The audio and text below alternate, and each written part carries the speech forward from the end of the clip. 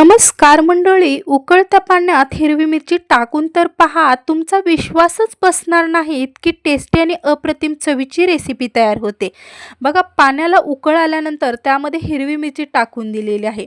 बघा, हिरवी मिरची आपण अजिबात देठ वगैरे काढलेले नाहीत आणि हिरवी मिरची आपण जास्त गडद हिरव्या रंगाची घेतलेली नाही. बघा, जास्त गडद हिरव्या रंगाची मिरची बघा चवीला कशी भरपूर तिखट असते, त्याच्यामुळे आपण हिरव्या रंगाची मिरची इथे वापरलेली आहे. ही चवीला थोडी कमी तिखट असते. बघा, हिरवी मिरची आपण 2 मिनिटं शिजवून घेतलेली आहे. मिरचीचा हलकासा रंगसुद्धा चेंज झालेला आहे. 2 मिनिटानंतर बघा, आपण कढईवरती झाकण ठेवून 3 मिनिटं इथं हिरव्या मिरच्या आपण शिजवून घेतलेल्या आहेत. मिरचीचा कलरसुद्धा चेंज झालेला आहे.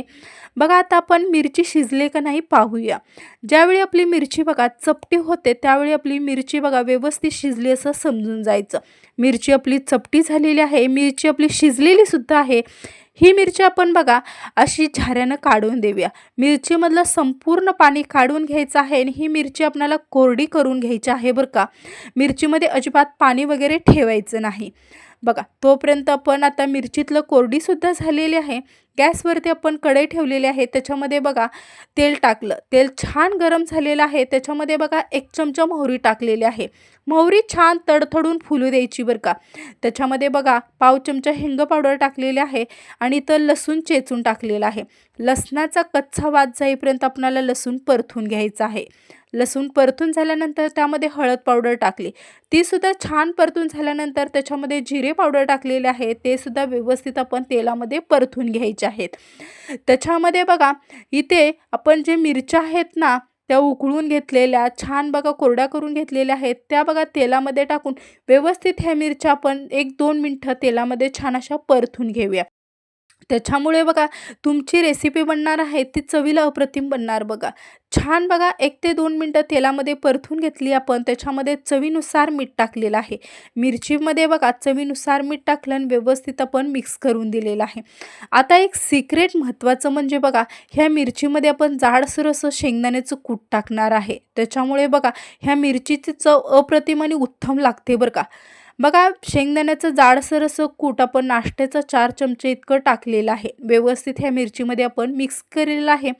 जर तुम्हाला शेंगदाण्याचं कूट टाकायचं नसेल तर तुम्ही बारीक खोबरं करून सुद्धा टाकू शकता बरं का. बघा, व्यवस्थित आपण मिक्स करून दिलेलं आहे. त्याच्यावरती बघा पाण्याचं असं थोडंसं आपण हबका मारलेला आहे. पाणी शिंपडून दिलेलं आहे. त्यामुळे बघा शेंगदाणा जो मसाला भाजलेला आहे तो व्यवस्थित मिरचीमध्ये आतपर्यंत मुरला जाईल त्याच्यासाठी. बघा, ह्या मिरचीवरती आपण झाकण ठेवून आपल्याला ही मिरची 2 मिनिटं छान अशी बघा वाफवून घ्यायची आहे. त्याच्यामुळे मसाला आतपर्यंत बघा मुरला जाईल आणि खाताना चवीला अप्रतिम लागेल बरं का. बघा, तुम्ही पाहू शकताय मिरची छान बघा आपली इथे वाफवून झालेली आहे. झाकण काढून घेतलेलं आहे.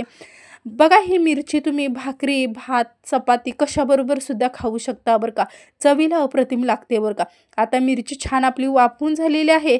बघा, आता गॅस बंद करून देऊया. गॅस बंद झाल्यावरती त्याच्यामध्ये मेन महत्त्वाचं म्हणजे बघा लिंबूचा रस टाकायला विसरायचं नाही बरं का. एक मोठा लिंबूचा रस आपण ह्या मिरचीमध्ये आपण टाकलेला आहे. त्याच्यामुळे मिरचीची चव बघा अप्रतिम आणि टेस्टी लागते बरं का. लिंबूचा रस टाकून व्यवस्थित आपण मिक्स केलेला आहे आणि बघा तयार झालेली आहे मस्त आपली मिरचीची भाजी, मिरचीची चटणी. एकच नंबर लागते बरं का. मिरचीची भाजी बनवताना त्यामध्ये लिंबूचा रस आवर्जून नक्कीच टाका बरं का.